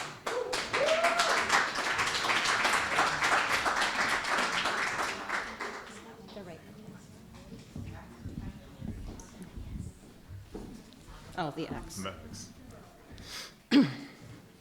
Okay, so I'm Nicole, and this is Rich, and we are the owners of Clean Queen Car Wash. But before I tell you about our business, it is very important that you know where we started. So back in 2014, we met working at a Volkswagen dealership. I was a receptionist. He was already working there as a technician. And as we were working on a relationship growing, the very same time, we were working on our careers. I worked my way up to being a service manager while he worked his way up to being the shop foreman, overseeing all these employees. Then after 8 years, I was fired. A year after that, he was fired. We were the 1% employees that put our blood, sweat, and tears into everything we did to just be let go. We took 1 week of vacation in that period of time. We were scarred. So then we decided it's time to take a chance for ourselves, and we got Clean Queen Car Wash, which is a soft touch car wash, and we also do detailing as well. We are located in Holyoke, Mass, and we actually hit our 1-year anniversary in January. And it's been an amazing journey. Day one, we had a pump break within the first hour of us being there. So we literally had to scramble on the fly to figure it out. But the great news is that his technical ability, which actually saves us a ton of money, he was able to literally learn the inner workings of every part of our car wash. So where other people have to pay people to come out and fix it, he could do it. And then where I get my strengths is because of customer service. I spent my time really making sure that the customer had a great experience because this place wasn't that great. The washes weren't great, customers weren't happy, and from our background, that is totally unacceptable. We believe customers should get what they pay for, and we want customers to be happy and telling their friends. So we offer 4 different car wash packages. We also have an unlimited car wash subscription plan with monthly memberships. We offer express services like interior vacuuming, quick stuff like that. On the detail side, that's more of your intense, not really express, but involved with time. So, our goals. All of our goals really do tie into the 500 members. The reason being is, as business owners, you want a little bit of that revenue security, right? So we've calculated based on our revenue costs, everything else, that the 500 members would get us to the revenue and not have to worry about the rainy days, right? If it's raining, customers aren't coming in. This means we're getting that money every month, no matter what. And it also looks a lot better on paper, right, if something happens. So to get there, we need to increase awareness of Clean Queen. Some of the things that we've done, we've actually, the huge thing, word of mouth still works extremely well. We have so many people that have done that. We've also recently just submitted an article to Business West that will be going in next month. We're going to be going on 2 podcasts as well, and we're going to continue exploring different options to spread awareness. We've also increased our social media usage, mostly posting before and after pictures and stuff like that. And something that we learned is that there's a lot of occasional car wash users, whether they don't think it's important, they don't care, whichever it is extremely important to find them, get free car washes in their hands or other means to get them in the door, and then slowly convert them over to be that 500. You can't just do that overnight. So we have typically, we usually like to think of our business in 2 different businesses. The customers do overlap, but typically you have your car wash customers, which are looking for speed, affordability, ease of use, versus your detailing customers. They typically attention to detail, long-term. Most of our channels that we use right now, social media, posting like that, partnerships, we are working with a lot of local businesses around us where they hand out coupons. We also partnered up with the Holyoke Youth Football and did an event with them as well and continue to do more. So, our 18-month work plan. As you can see, you'll see that I have the goal of the 500 broken down in each so that each quarter we can do that. And these goals are based on what we've been achieving so far. It's also based on the loss, because there are expected to be some loss of members each month. But basically, we're going to be utilizing our goals and going to be going through each one. Ours is seasonal.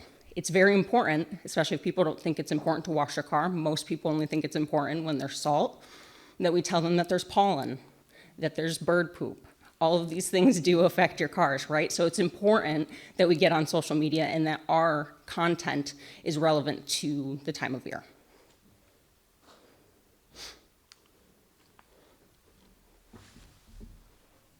All right, feasibility and sustainability. So you can see here from the chart, we recently, in July of last year, we got a new POS system, or management system, that allows us to have these graphs have these graphs to allow us to see our, our projections based on where we started. So this started about 2 quarters after we got the car wash, and you can see a steady trend going upwards in business entirely, and this is very good, a good feeling here. So our organization operation, we have 1 full-time employee right now, 2 owners, obviously me and Nicole, and the systems that we use is NextWash. That's our POS system that tracks all our analytics, our sales, members, and whatnot. OpSpot is our CRM, right? CRM, I said that right? Yes. Yeah, CRM, all right? So this is the system when you if you go on Facebook and you see, claim your free car wash from Clean Queen, that's coming from OpSpot. Once you claim your free car wash, they continue to market you, get you back in the door, send you washes on your birthday and during different events. Our website, we use Wix. We also sell some products on there, t-shirts, and some other small things. And Canva is what we use to design our logos, or Nicole uses to design the logos and whatnot. I don't do any of that, all right? So you can see our partnerships here. Holyoke Fireman's Aid. It's really important for us to be part of the community, because if we have no community, we have no car wash, right?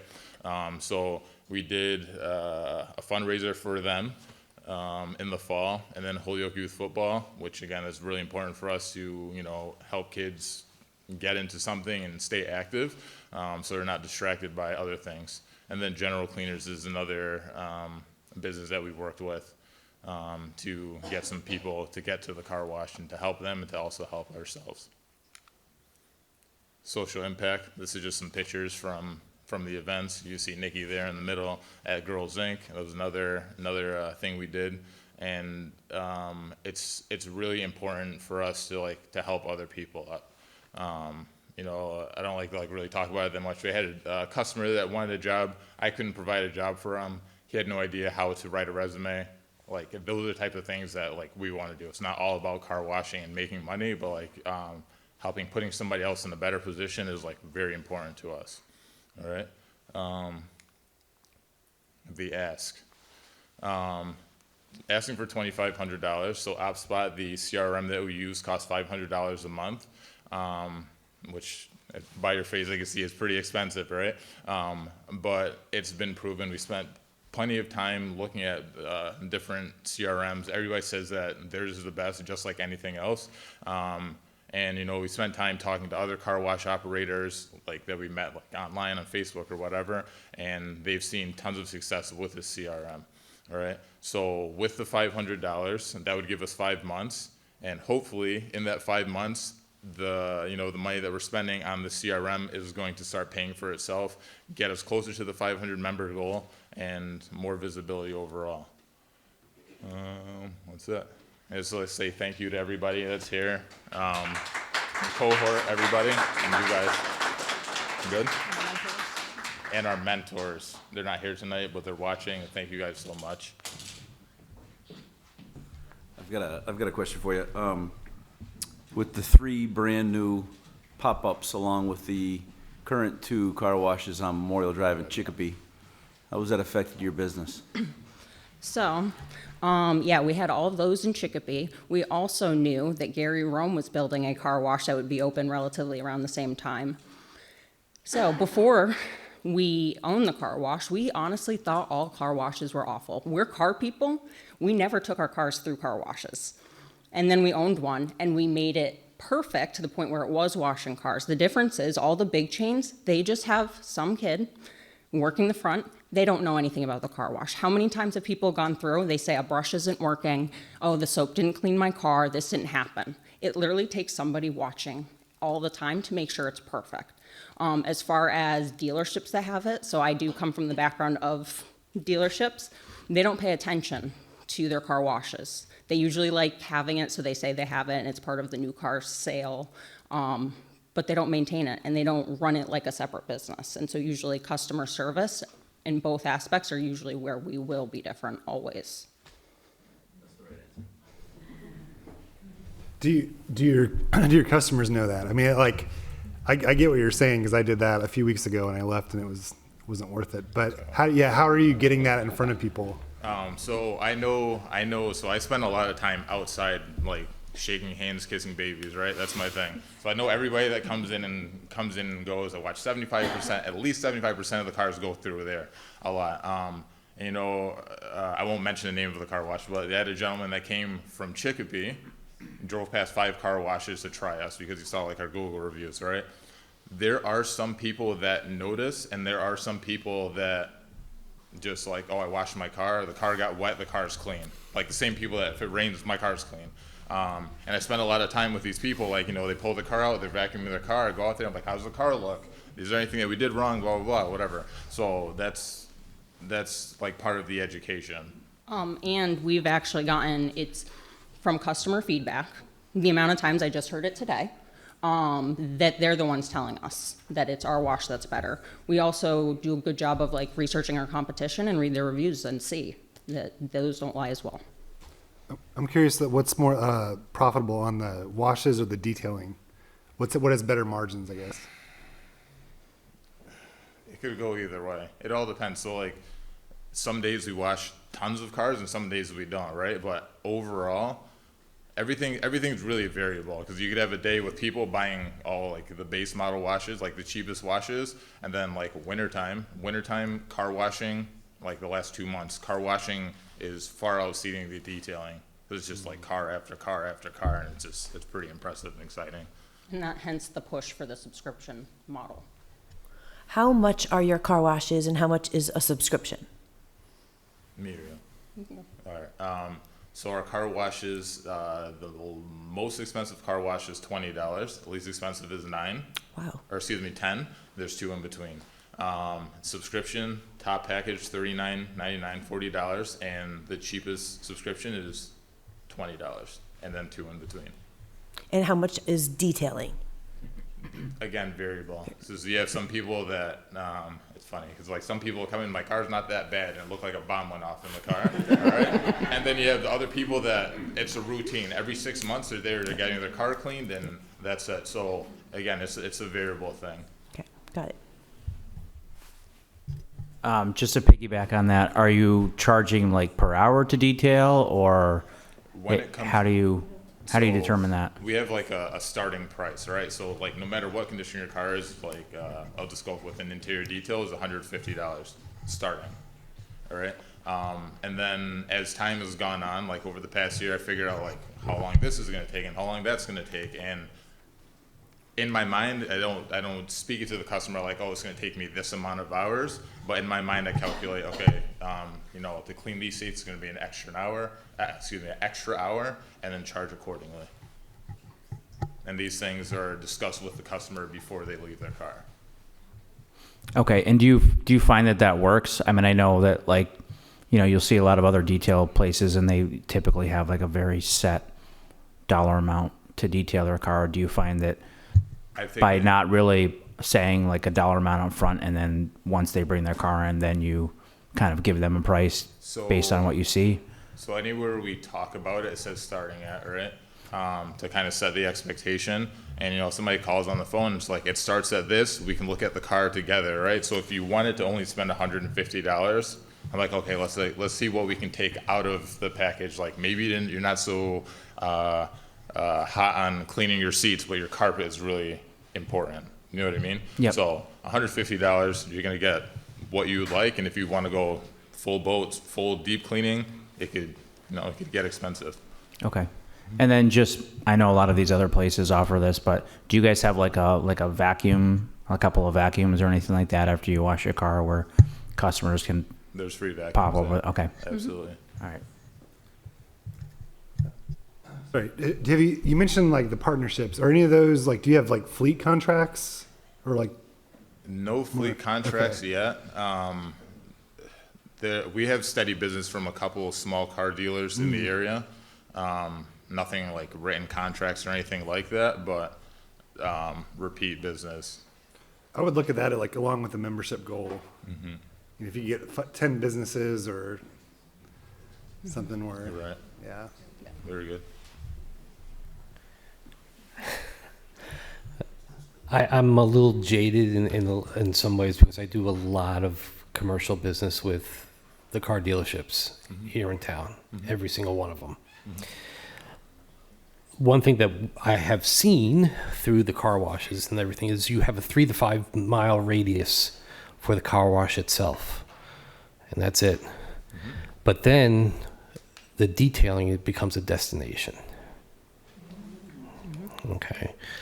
So that's, yeah. And that really has to be focused on. It's almost like the car wash itself is a finite thing. And that's it. But piggybacking on what you said about, going after the fleets and everything else like that, and what other businesses that are in there, because businesses don't take care of their vehicles the way they should. No, you're right. Well, a lot of them too don't want to pay the expense, right? Right. So I applaud you guys going out after, and I've seen you guys before. Yeah. All right. Thank you. Thank you. Just real quick around the ask, what exactly, so this is like the best CRM system around, essentially, is that what you guys indicated? Just what services do you get with this system per se? And what's like the reach? Yeah, so we actually started with their starter package, which was $99 a month. But what we found is that you had to build it yourself, which I'm totally capable of doing, but it's not worth my time. My time is more valuable spent doing something else. I will say the car wash industry is kind of weird with technology. There aren't a ton of options, but they're very specific with their messaging, and they're aligned with how we feel about the customer, where they learn that, you have to give free car washes out to get people in there. And if we're good enough, they'll keep coming back, and they're campaigns. So you're going to start with the free car wash, and then it's, do you want to sign up on your birthday? Okay, that's another opportunity for us. Okay, and then so on and so forth. We also have the option of now being able to track different channels. So part of the price too is going to account for the free car washes that we're going to be handing out. But we also want to try doing a mailer, because as we said, it was a local thing. So I want to make sure, at the very least, that every address I can gets our name in their mailbox. So that's the starting for that. Do you guys know exactly how much it costs to put a car through your system? I do. So I'll just give you the range because you have 4 different packages. It's about $4.25 to, $3.25 to $4.75. And then that, I put all heat and all the other stuff in there, so it kind of changes during the year. Oops, let me put this thing down. I'm curious with your technical background, and you mentioned basically you've actually made the thing work right. Is there anything that you see that is missing in the industry, or that you would invent? Does that make sense? I don't know. It's funny that you asked that, because I'm like a fixer. And I see things all the time, and I look, and I don't really have the avenue to do that. This is our main focus right now. Maybe later on down the road, if I see, something that could improve, maybe, but this is my main focus right now. Just a suggestion for you about marketing, that, you're competing with big names, lots of commercials. That I don't think you have to say anything negative about any other car wash, because I think all you have to do is focus on locally owned, you as a couple, your skills that you talked about, and market the hell out of you guys. I think that could drive so many more customers to you as young local people like scrappy, making this thing work despite all the other fancy things around you, without having to say anything negative about anybody. Oh yeah. We totally to us that's bad business. So there's absolutely nothing in, like, at most it might say the other guys at some point, right? One of those, because I think it's still good to kind of compare. But no, absolutely don't believe in that. We actually have a good working relationship too with Ryan at Soft Touch in Chicopee. So like that's, yeah, there should be, although in the car wash industry they say like they're popping up everywhere, and like we're not going to ever be friends with like Golden Nozzle probably, but like realistically, but yeah, no, we're not about bashing, and yes, we love that. Thank you. You have a unique brand that you're a couple doing this thing together with such different skills. I just think there's so much social media that you can capitalize on that would get people coming to you. Thank you. Thank you. So one thing on Long Island, where I'm from originally, you go through the car wash and everything, and there's like 5 guys attacking that car right after, making sure that everything is perfect and everything. Do you offer that as well, or because when they were out there also, they were selling to that client, which is so different than anything that goes on up here. They're actually making sure that the car is right before the client leaves, but they're also trying to say, all right, hey, you should try our monthly membership and everything here, and move on from there. And it was a way to actually create and get business. All right. So we had one employee that had been there when it was Vince, like he's worked there 17 years. And I had a few customers talk about like the towel drying. So it goes back to like the full service thing, right? I did quick calculations. They had 10 people working there at any time. So you'd have a couple guys up front vacuuming the car, the person operating the cash register, and then guys doing windows and drying the car. And it was like $5,500 to $6,000 payroll a week. Not feasible at this time anyways. And most of the industry has gone away from the full service thing because of staffing, reliability of people. Like you can't offer the full service if half the people are called out or whatever, So just for a consistency thing, we kind of stepped away from that. Thank you. But we still do like make our own way, right? Like we have the free vacuums. We walk by them. We ask customers if they're okay. When it's hot out, we give them water, regardless of their washing, and that's actually converted quite a few people too. It's almost like that after it's happened, making sure that they're happy. Right. Right. Because when they get home and they realize, hey, it didn't wash this side of the car and everything, and I got streaks and. Yeah. It just sends, I'm never going back, as Right. opposed to catching it before they actually leave. Right. Mm-hmm. Thank you.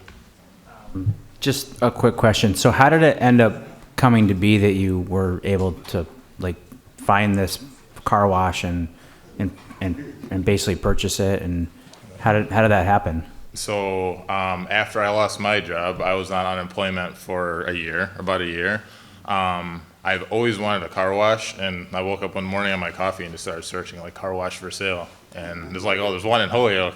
And then we just took the steps, and here we are. And we met in a shady Dunkin' in Brooklyn. Yeah. With the car wash owners with thick accents, who between Vins and when we took it, basically ran the place into the ground. So we met up with them, and that's who we got the car wash from. They weren't even local. No. And that was part of the problem. They just set it up and walked away. Yeah. Right. Thank you.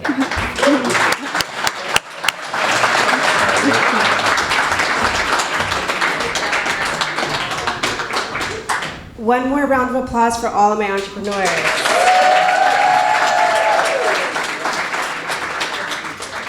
And my judges.